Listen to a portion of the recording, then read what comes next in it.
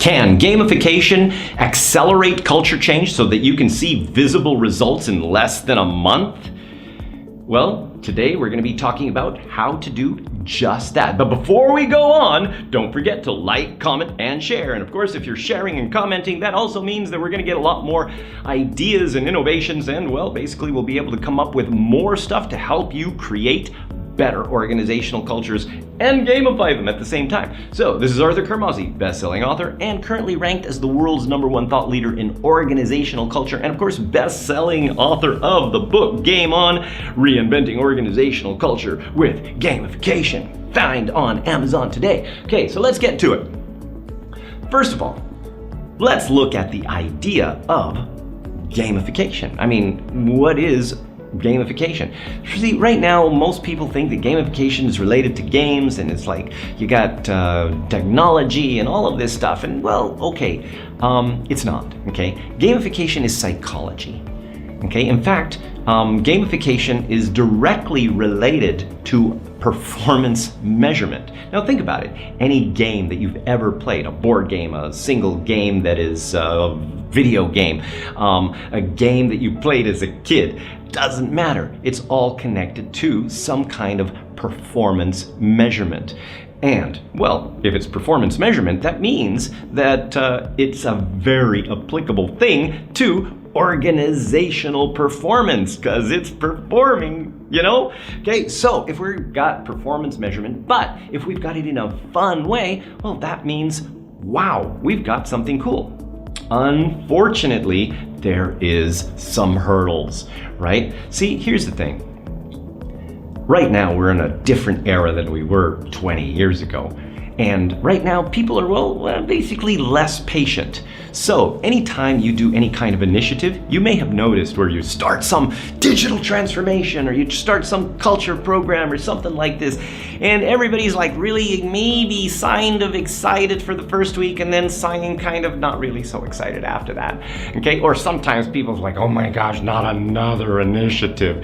And then, well, you know, that kind of damages the potential results that you're going to be getting. So, one of the key factors in gamification and rapid culture change is speed. See, speed is literally the key. And of course there's other things like, well, first of all, I mean, it's very important that senior management be involved at this whole thing, okay, not just as bystanders, fix them, okay? And it's also important that you're able to have a little bit of disruption during the initial process of your culture change. Why? Well, because if you're going to do it fast, that means that people are going to need to spend a little bit more time in the beginning in order to see the visible results, which of course are going to perpetuate the excitement. You remember how, you know, like when you're starting to do something and the moment you start to get a result, it's like, whoa, it's working. That makes you excited. Well, that's what we need, right? And that's what we need to perpetuate it. And from there, it becomes a lot easier. So let's look at how do we use speed? How do we use measurement in order to ultimately create visible culture change in a very short period of time? First of all, let's look at the concept of the greater purpose. See, every human being has to have something that is bigger than them in order to kind of aspire. And it could be something related to themselves, to their own success. It could be something connected to a relationship. It could be a religious belief. It could be a lot of things, okay? But ultimately, we have multiple potential situations where we have a greater purpose. Now, one of the things that we have done through the past, well, kind of about 17 years, is we've been asking one question in 58 different countries with, you know, to everybody from janitors to CEOs, different educations, different cultures, everything, right? And we've been asking, what's the ideal working environment? And you may think, well, you know, with all these differences, you're going to get a different reply each time.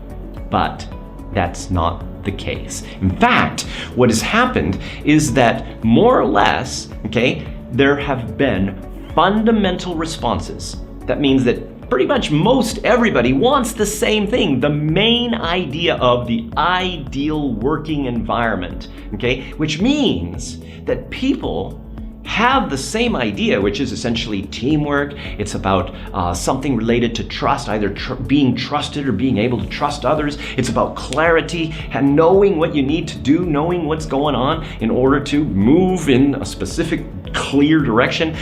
It's also about a supportive environment where you can go to people and they're not going to be, oh, sorry, I'm busy. You do your thing, I'll do my thing. Where you can actually count on people, even if they're not in your own department or your own boss, to support you as part of the organization. So a supportive environment. And of course, fun. Something that is, well, basically fun, right? And not stress. So these are the 5 primary things that people kind of connect to. And that creates the ideal working environment. But here's the thing. People may already have an idea of what or have the same idea, but why don't they implement it? And the reason is because people focus on the process rather than the objective. And what happens is because they're focusing on the process, everybody's got their own way, and so nothing ever comes together.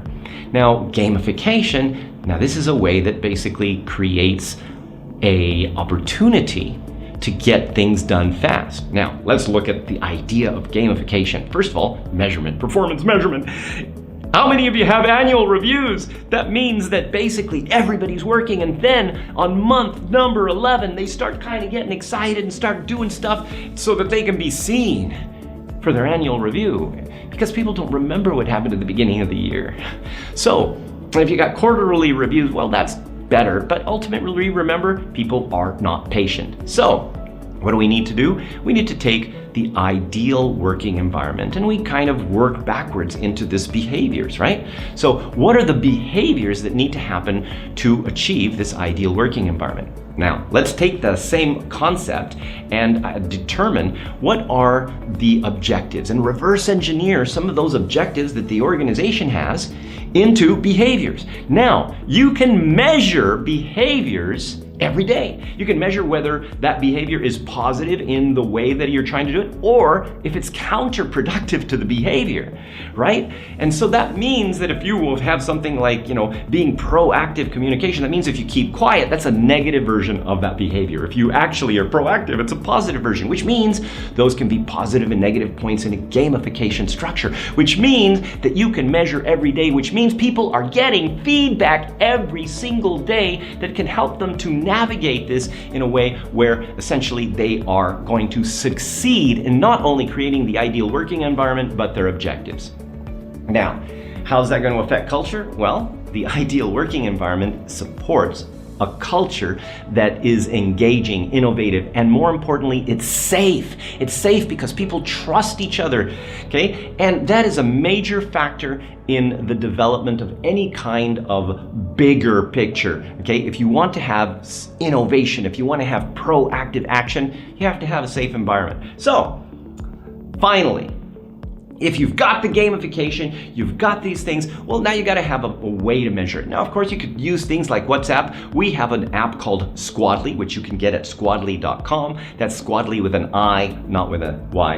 And that determines and that gives you the opportunity to not only measure individuals, but also teams. And of course, remember, gamification, you want to get people to win, right? So there's a couple of things. You have to measure at different levels. You have to measure at the organizational level, called the entire culture. So we have a culture evolution tool. Then, of course, Squadly at the team level and at the individual level. But one last thing that's very important, resurrection. That means that, like in a normal kind of shooter game kind of thing, you die, right? But when you come back to life, you have new experience, which means now I should turn right instead of left, which means in a real working environment, you know what the behaviors are or not in order to achieve higher levels of points. And this could be done every week, which means that you're going to create an organizational culture of people who are more competent, more excited, more engaged, more innovative, and basically are creating